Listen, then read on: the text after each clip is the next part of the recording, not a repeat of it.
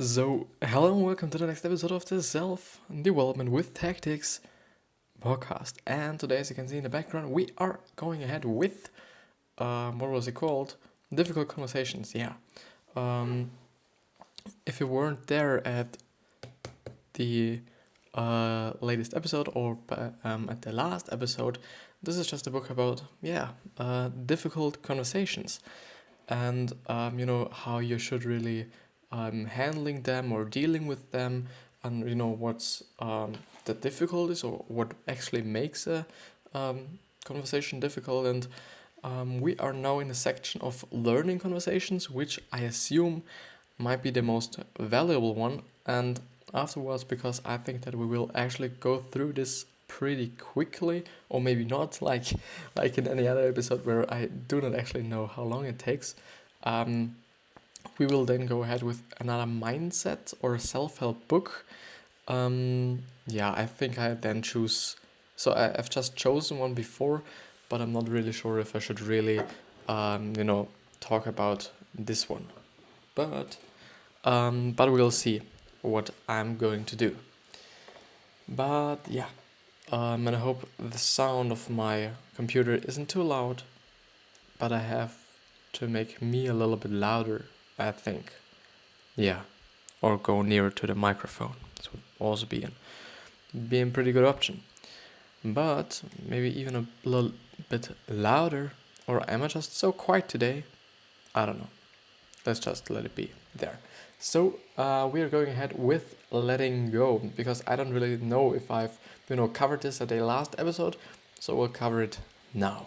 The authors say that while many of us tend to often to avoid difficult conversations, which is totally true because no one ever fucking likes them, it does indeed make no sense to have the conversation. So sometimes it does indeed make no sense to have the conversation.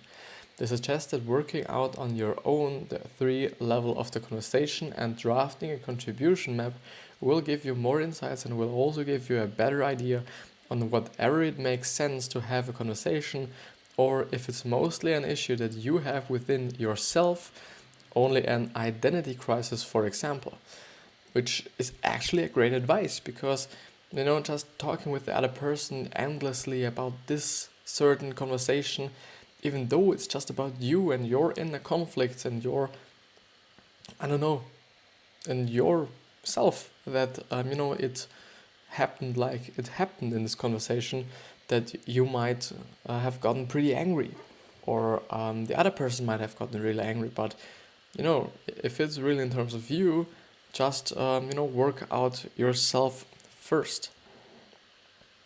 Yeah.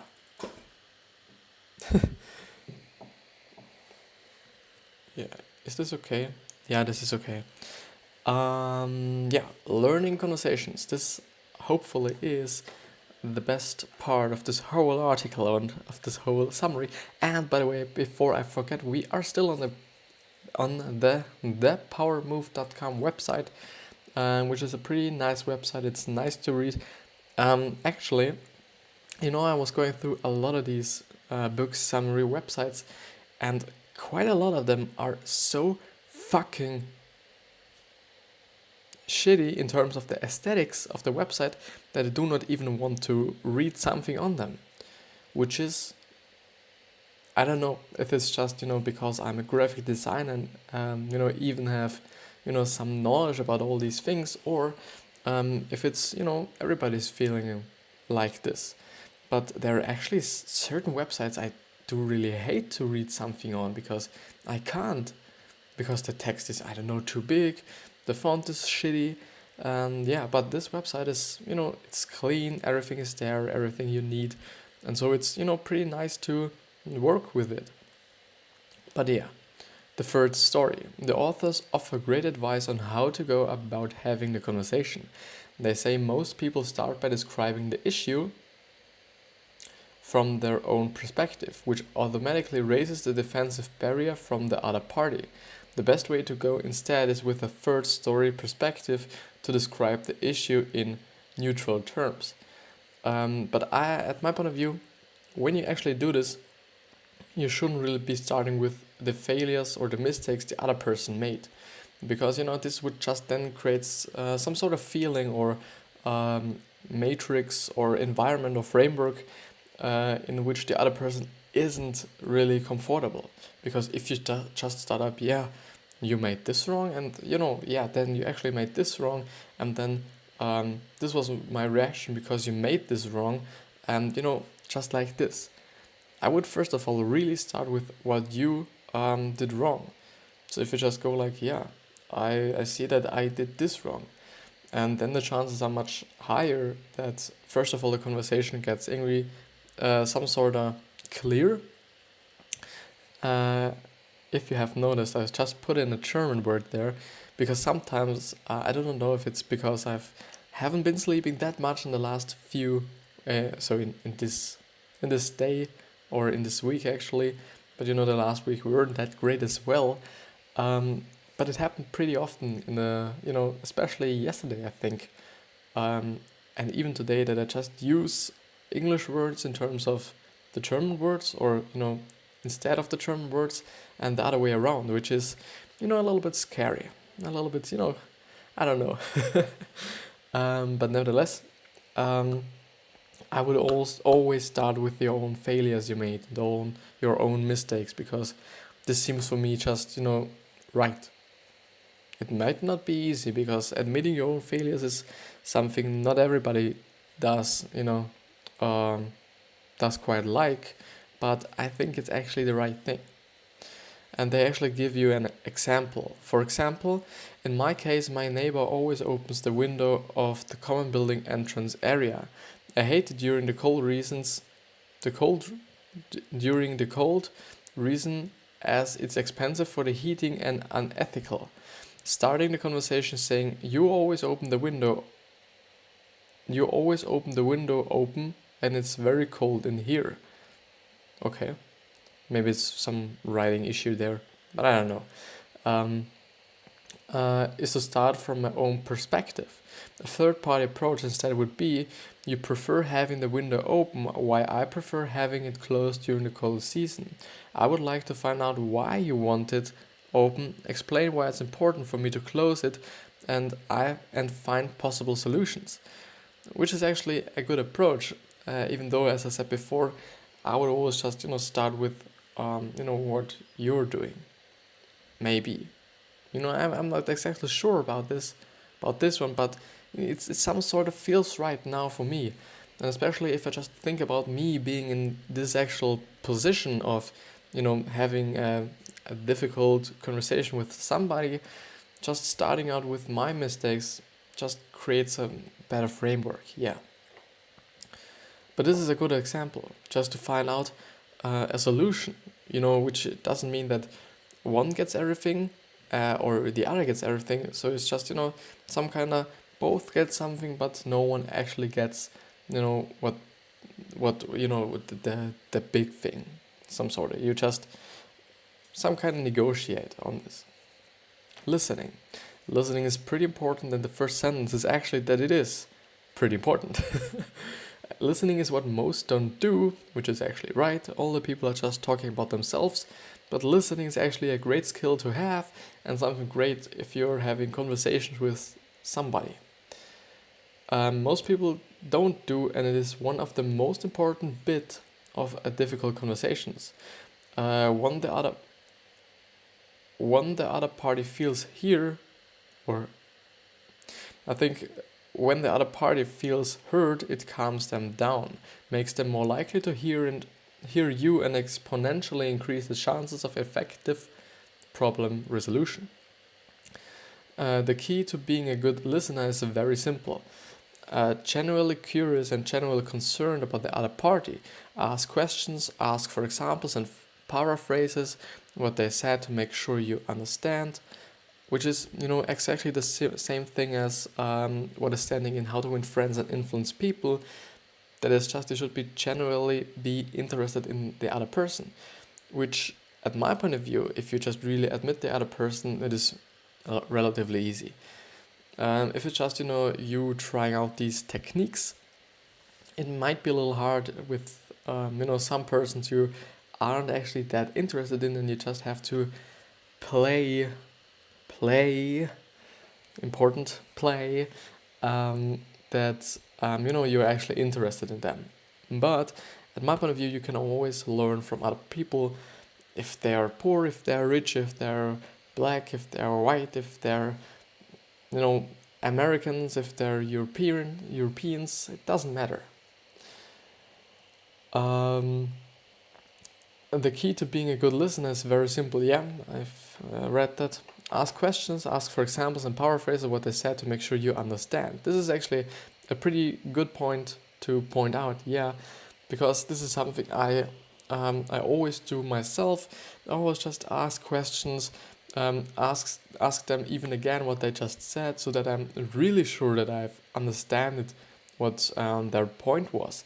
And just being interested and just asking about every single detail even, but not really trying to some sort of be strange and ask them out on every single thing.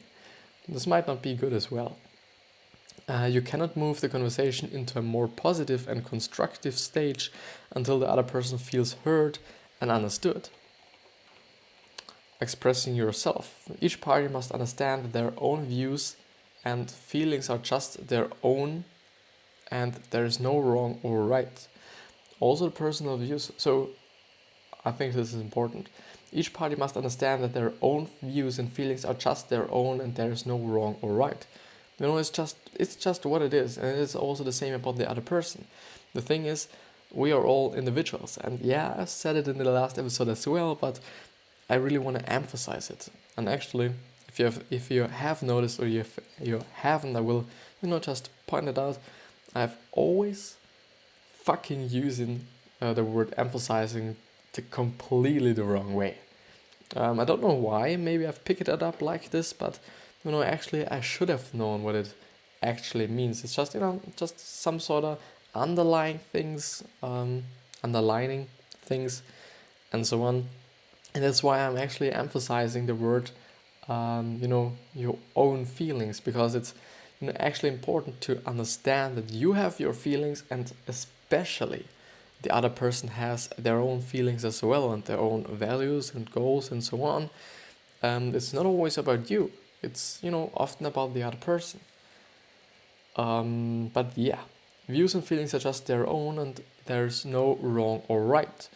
Also, the personal views and feelings are no less and no more legitimate and important than any other party.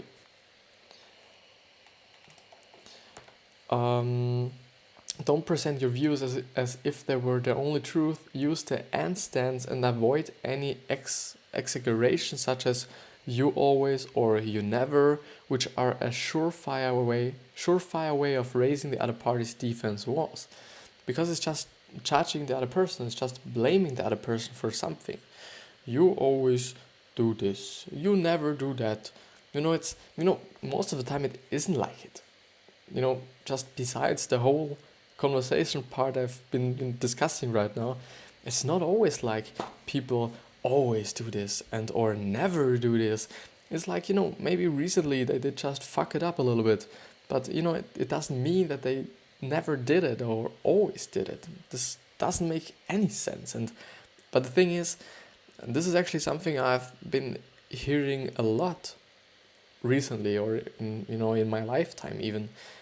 And these are common phrases people always use, and I've heard them in difficult conversations as well. But I've understand before that these are difficult phrases to use, or just pretty much dumb phrases to use, because you just judge other people and blame them on some things, even though it doesn't make any sense. In difficult parties, and the authors rightly point out that the other party has likely not read difficult conversations. So they might remain focused on blaming and arguing on right and wrong.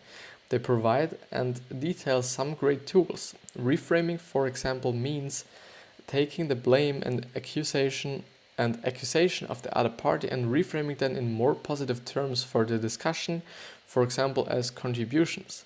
Naming the dynamic is another great technique. For example, of the other party goes, so for example, of the other party goes off track, for example, by interrupting or refusing to admitting their own feelings, call the attention to that behavior and raise it as a point of discussion. The naming the dynamic technique will make the other person aware of their own behavior. So I read it again, because first of all, I didn't really understand it, and it is actually pretty important. For example, I've been reading a little bit about this site as well from, it was an author's note, and he really pointed out that there are actually some spelling mistakes and so on, and I've been finding quite a lot in here, but I can't spell myself, so I'm not gonna blame him or her or them or whatever. But it's great that these summaries are actual available in the world or just here, because it's important. It's pretty interesting to read through the insights of a whole book in half an hour, and maybe you just would have need 8 hours. Which doesn't mean that I really, want to point out that a summary does never ever, can be compared to the actual book itself, because the actual book just, really tells a story. These are just, paragraphs stacked up, one and another. But yeah. So, for example, if the other party goes off track, for example, by interrupting or refusing to admitting their own feelings, call the attention to that behavior and raise it as a point of discussion. At my point of view, this should be done pretty, how should I say, it is dangerous, this thing, because you can just, you can just be blaming as well and judging the other person as well if you just be like, yeah, there you can see it, you're just doing the same thing as always again, and this might not be the best thing for everybody, and if you do it just some kind of sneaky way and sneak it in a little bit, this might actually be a good idea. Or you could, for example, tell them, it's not okay to only look at my contribution. I feel like I'm trying to look at the issue from both perspectives. Is there anything I'm doing to make it hard for you to look at your own contributions in the situation? Which are always great questions to ask the other person if you're actually doing something wrong in this conversation. This just leads to the other person to be quite calm. I've used it and I've seen it, and it actually works. It's how would you react if somebody asks you, yeah, did I make something wrong? Because most of the people just would expect someone to be blaming again you. So yeah, I think you got it. But this is just something no person ever just really really knows or means that this will come up. Problem solving. Remember that you both need to agree on the solution and that they have to pursue you as much as you need to pursue them. Ask them what would pursue them and tell them what would pursue you. When the parties cannot find a solution working for both, they must decide on whether to accept the smaller solution, deal with the consequences, or walk away. This was actually it with this article and with this book summary. I hope you got something out of it. If you haven't been listening or watching the last episode, I would really invite you to go through it. There was quite a lot of information, or you could just go to the powermove.com website and just Google for or search for difficult conversations. It was interesting to read through. There was some informations, not pretty that much, but as I said before, you can't expect that much because it's only a summary of a book and not an actual book. So yeah, and I really have to see that my microphone is not on my throat height, and it's actually before my mouth so that it catches up my vocals the best way. But I seen that I only have 10% of battery left, and that's why I have to recharge it. I have to plug it in, plug it in, plug it in, plug it in, plug it in. How are you doing actually? just DM me. Please DM me and tell me how you're doing. And I really want to see, if everything is okay, and if there is anything, I might be able to help you out with something. But yeah, we are actually going ahead with the next one, and I hope I'll find it. And I have actually been reading through quite a lot of summaries lately, even in my private time or in my spare time, because I always need them for my posts, because it's quite hard for me to now decide what I should actually post, because most of the time I actually see that I'm posting the same things over and over again in some kind of different context, but I just have to look for things. We've been going through this one. This is actually an old one, and this is that. But the thing is, this is actually the same.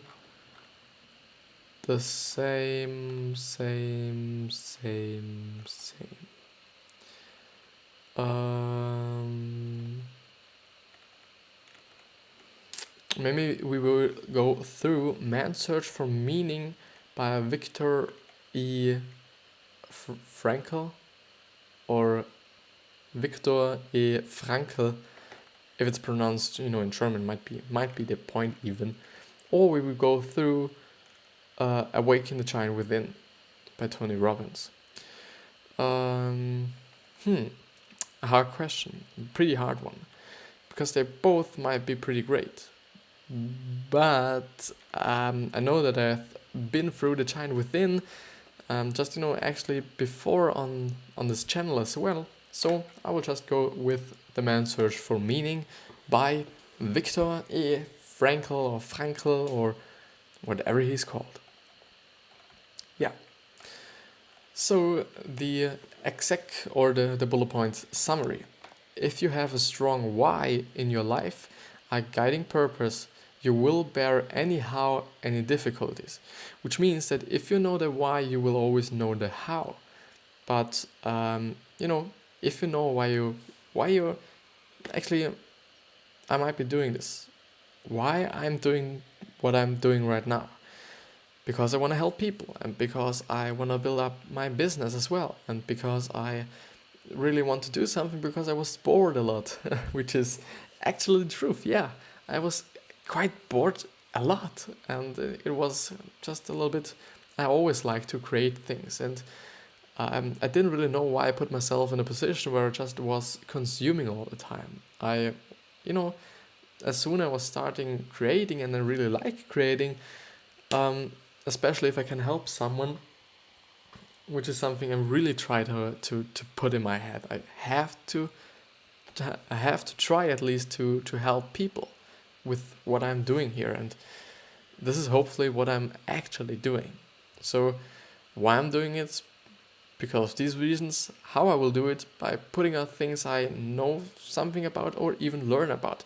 And this is actually a great point to tell you something, which I haven't been really pointing out in the whole era, or whatever you want to call it, time span, or let's say time span I've been producing here on this channel and on this podcast channel. Only podcast, on this podcast. I'm going through these summaries and all these books and all these articles because I learned something from them.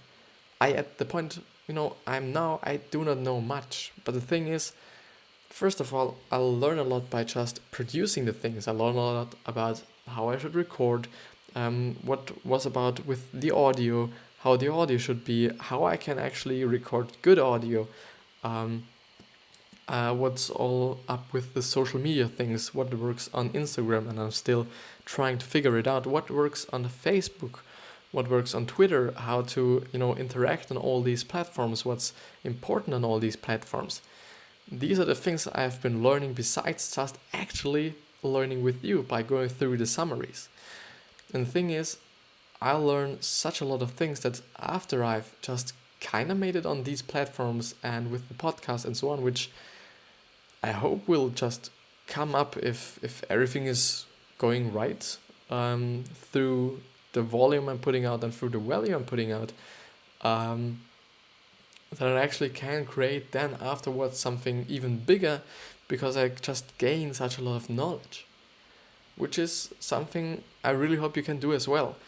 Produce something which, creates the opportunities for you in the future. So in the macro and in the micro, learning something by producing, which is, it's just a great thing. And I was often just thinking about even if it's the right thing to do for me, if I should actually be doing something else besides or rather than self-development, because I'm actually interested in a lot of fucking things, which is, the truth. I'm interested in designing and interested in self-development, in sports, in nutrition. But the thing is, a lot of these things I can put into self-development. So sports, which is nutrition and could also be, put into self-development. Yeah, self-development is actually self-development. The design aspect is something you can, just give additionally. And just a quick tip, if you're posting something on Instagram, just really try to not have a lot of text in a row, which means that you should maybe be even paragraphing your whole text, which means that you should, maybe I can show you even. So this is my Instagram, and this is a bad example because I didn't do it there also, because the thing is, if you're just writing something in, I use Buffer to post all my videos, because doing it manually wouldn't even work. It would be too much to do. Why didn't I do it? Yeah, this is a good example. You can see that, and I hope you can see this. Yeah, you can see this pretty great. There's a paragraph, then I put this thing in between, and then this paragraph. And this creates the illusion that there isn't too much text to read, and you will even just really enjoy reading it more, because you know that it isn't that much. Even though if I just would, even though it's just, the same amount of words or the same amount of text, but the thing is, this thing creates just the illusion of it, which is great. And the thing for the podcast listeners, it is not underlining the thing, and it's not that thinking stroke kind of thing. It's, how should I say? I should even translate it. I'll translate it for you, because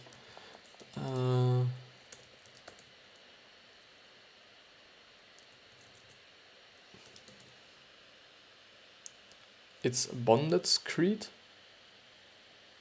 Is it actually Bonded-Creed?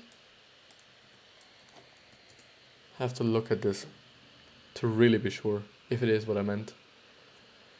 So it's a screed. It's a screed. Or screeds. There are floor screeds. Yeah, it's a screed. I didn't know that. I didn't actually know that. Yeah. This is amazing. No, it's not screed. Screed seems to be something completely different. But I have to know this now.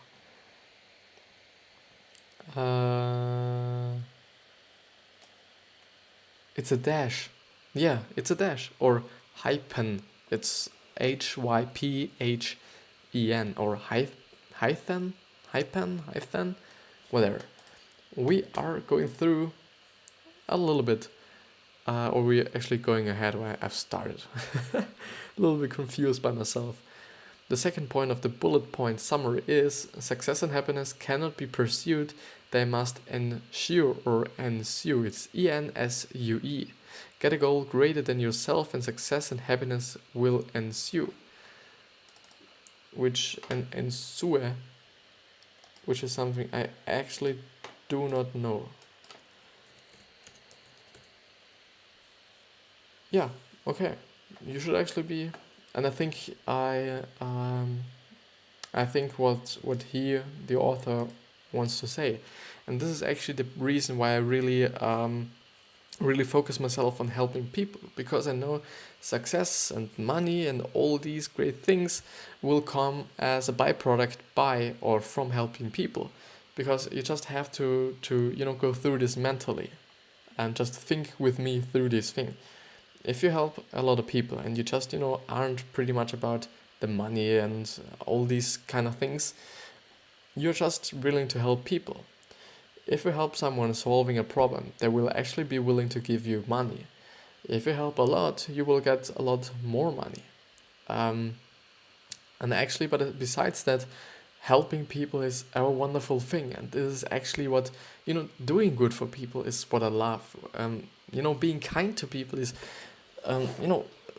something so important and something so beautiful, because just knowing that you was kind and that you was a pretty great person to all of the people you've just met in this week or this month or your entire lifespan is just an incredible feeling to have, at my point of view. So, but you, and I really don't, give you my opinion or just,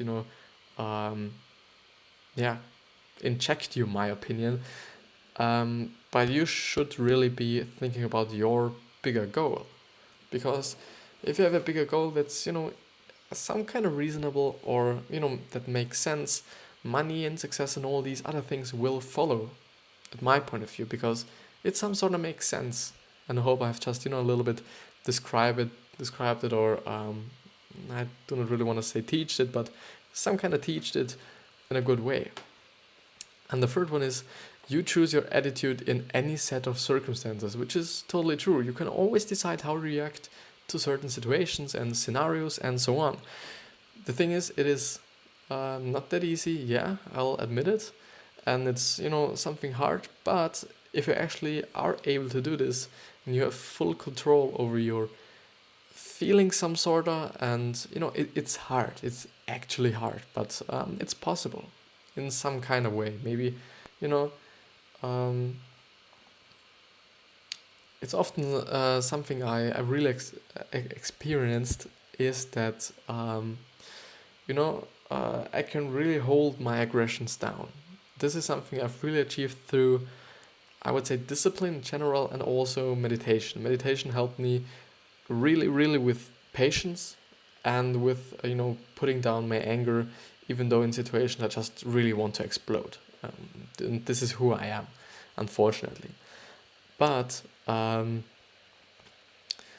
really now able to really hold it down a pretty long time. But there might then be, or come the moment or the scenario or the situation where I just blow up. And this is then, it's just, I can decide whether I blow up or not. But the thing is, there might be, some scenarios or moments where I can't control it. I do not know if it's something that, or because I'm not totally in this attitude, or if it's even not possible. I do not know. But let's go through the full summary. Viktor Frankl, whatever he is called, survived 5 concentration camps, lost mother, brother, and wife in the Holocaust. And yet there is nothing but hope, beauty, and faith in his writing. And that alone would make it a must-read. Now, at a life-changing content that will truly make you a better person, and you get man's search for meaning. You choose your attitude no matter what happens. No matter what happens to you, you decide how to react and how to feel about it. Viktor Frankl, I just have to look up him. I have to see if I should pronounce him in an English way or in a German way. He's actually Austrian. Or actually Austrian-Hungarian, which, if you know a little bit of history, in the early days it was Austria-Hungary. It was some kind of kingdom thing, or I do not know how to express it correctly, but I do know that he is called Viktor Frankl. This is a great one. Great to know. So Viktor Frankl details how some men, no matter how desperate their situation, still found the strength to comfort others. Some of them even giving away the last piece of bread. I can't help but quote him verbatim here because it's so or it's too beautiful to paraphrase. And they may have been few in number, but they offer sufficient proof that everything can be taken from a man but one thing, the last of human freedoms, to choose one's own attitude in any given set of circumstances, to choose one's own way, which is totally the thing. You can always choose, and this is something you have to admit some sort, and you have to know as well, because then you create the framework and the experience for yourself and the knowledge for yourself to really then be doing it. If you should do it, and you should be conscious about it, because maybe you shouldn't, because these are just my opinions, and my opinion shouldn't be your opinions. If they are, okay, but they shouldn't be. So I just let it be like it is. Happiness and success must ensue. Frankl says that happiness is not something we should seek directly. He defines happiness as a byproduct of giving ourselves fully into an endeavor. It's ENDEAVOUR,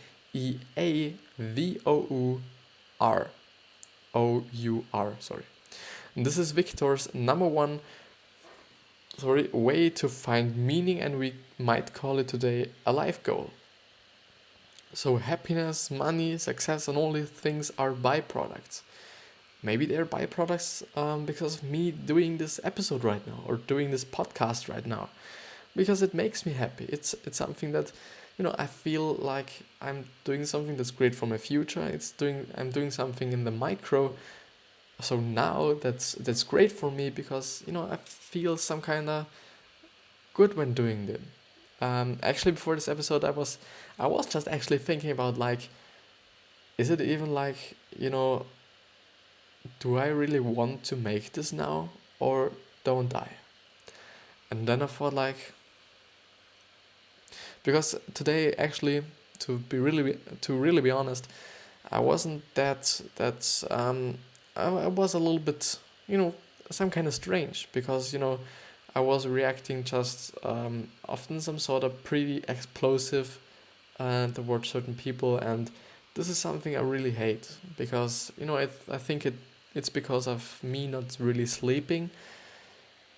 But the thing is, no matter if I just do want to make this episode today or not, I will always be doing it, because I have the discipline, and I created the discipline for myself.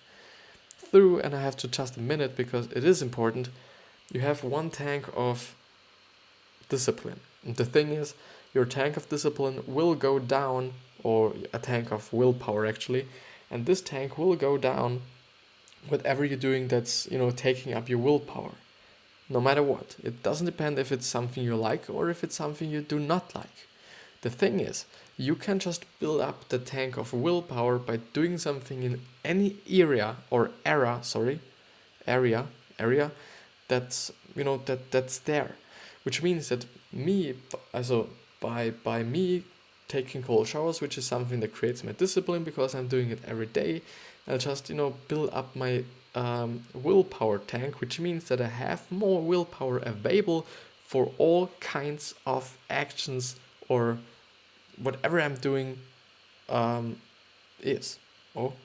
so it doesn't matter in which area I create the discipline, I will have the discipline in every area, or I have the willpower in every area of my life. Point, period. He who has a why can bear any how. Viktor Frankl recounts of men going through suicide plans to survivors simply by finding a big reason to live on. It could have been a child on a foreign country, or an unfinished work, or making sure an Holocaust would never happen again. Or I would add, it can even be a not so positive ranging one. You might tell yourself, for example, you'll survive no matter what, to make sure you kill every single person's abusing motherfucking guard. Actually, what he was saying is not what I was saying. So the author. Yeah, mental images. I also found interesting how across all book, some of the biggest reliefs from pain came from thoughts and mental images. Viktor Frankl, for example, had mental images of his wife, and the birds nearby became her living embodiment.